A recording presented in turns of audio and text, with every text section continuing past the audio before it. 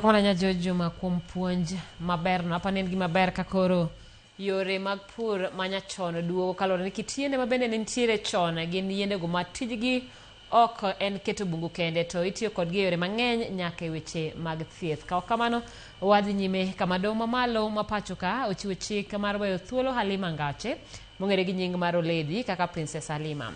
Ngache nodonjo gi ketho matiyo gi yor tudruok mar mbui mar X eluwo kod lero wuodhe jatend piny. Jang'ad bura Alexander Mutete chiwo chik ni burano ibiro winj tich adek juma mabiro. Motelo ne ma obila nomi thuolo madino ne kuom dala adek ka nonro dhi nyime. Jang'ad bura Mutete wacho ni owinjore weye thuolo kapok ochopo saa 11 mar midhiambo.